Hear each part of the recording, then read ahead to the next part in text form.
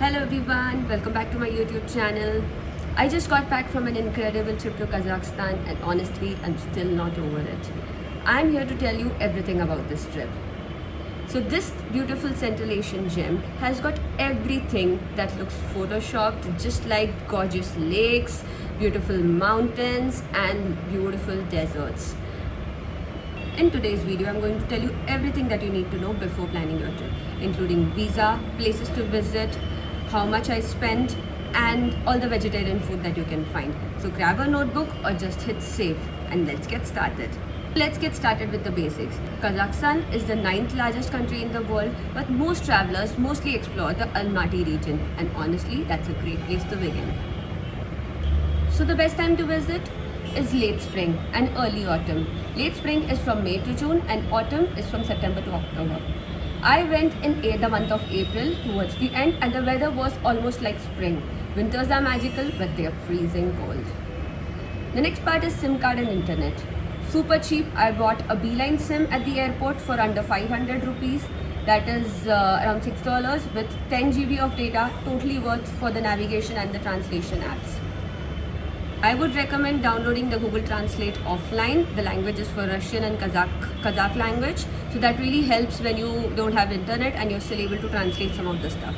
You can even download the language on your keyboard because then it helps the local to do like a voice translate thing. Also for navigation, they use the Tugis app, which is like their version of Google Maps. So I would recommend you download that app as well, and you put in all your travel destinations wherever you want to navigate on that app. Currency, they use the Kazakh tenge. So one Indian rupee is like 5.5 Kazakh tenge. So you should check out the rates before you go because the rates can fluctuate. The visa is free for Indians. You can just enter Kazakhstan just like that. It's a visa-free country for us, and all you need to do is show your passport at the immigration and they'll just stamp it. They usually don't ask any questions, but obviously it's better to have return tickets and everything, but there's like almost no questions asked in this case. It's visa-free for up to 14 days.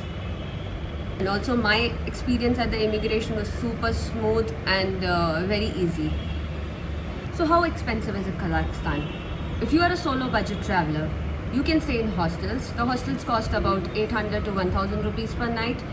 The meals are like 200 to 500 rupees per day. So I am a solo traveler and I usually prefer to stay in the hostels. So I spent like around 800 to 1000 rupees and stayed in the Almaty Backpackers Hostel, which is like a very good hostel by the way. And the transport is like, the cabs are pretty easy. You can use the Yandex app. There are also Uber InDrive apps which can be used. So it's the cabs are not so expensive honestly. So you can also use the bus, and I think you probably need a card to use the bus, but that's also not so difficult to get. So on an average you would end up spending like daily around 2000 to 3000 rupees, which is quite decent for a travel destination. And if you are traveling with your family and you have like a mid-range budget, then you can stay in hotels which cost around 3000 rupees to 6000 rupees per night.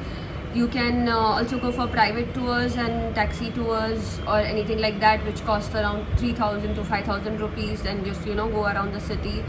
And the meals at the restaurants for 3 persons would cost something like 1000 to 2000 rupees, and there are like plenty of options. And then you would end up spending around 8000 to 12000 rupees per day, which is like on an average. This is just like a very basic overall calculation that I'm doing for you, but you can reach out to me in the comments and I can help you with specific questions. So I'll tell you some tips to save money. You can book the Yandex cabs, which is like Uber, but it's like frankly a little cheaper.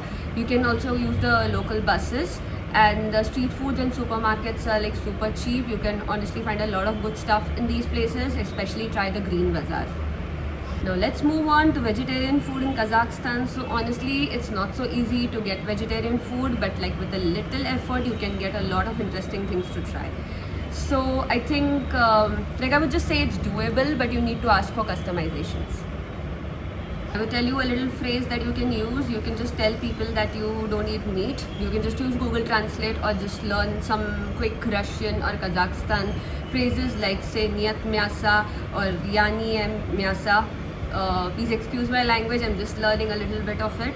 But with that, you can just go to these people and tell them that you don't eat meat, and they can definitely help you out. If you actually eat meat, then you can definitely try the horse meat, which is supposed to be very delicious, but I cannot comment on it because I'm a vegetarian.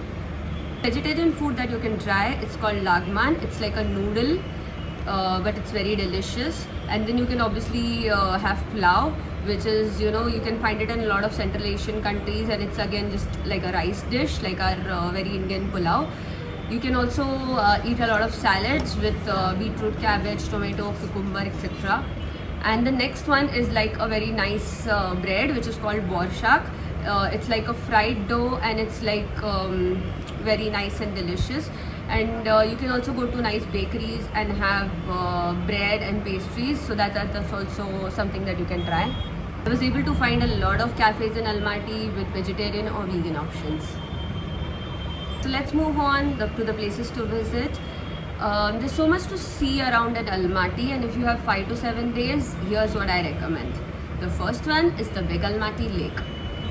The Big Almaty Lake has beautiful blue waters, and it's at a high altitude, and it's perfect for sunrise pictures.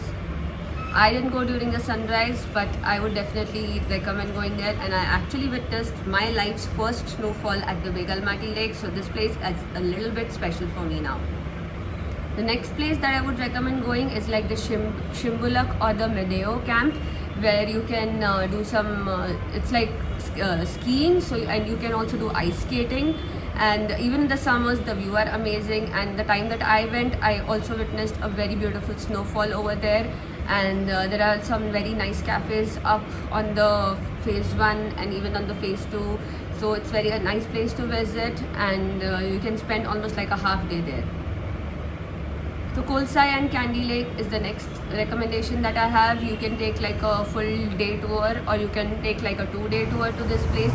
You need to travel to the Sati village, but trust me, it's worth it. Candy has, sunken trees inside the lake, and there's something so incredible that I've never seen anything like that in my life before.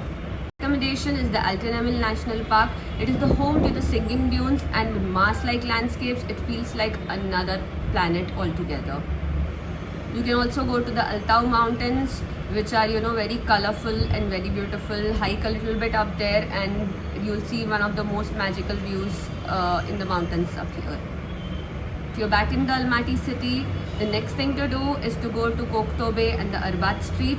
So Arbat Street has a lot of locals, and they're going to be dancing and singing in the evenings. And at Koktobeh, you can see the beautiful city views, food stalls, art, and beautiful sunset and amazing vibes in the evening. So to conclude, Kazakhstan surprised me in the best, raw possible kind of way. The people are very kind, and at the end of the day, the landscapes that make you feel like you are on another planet.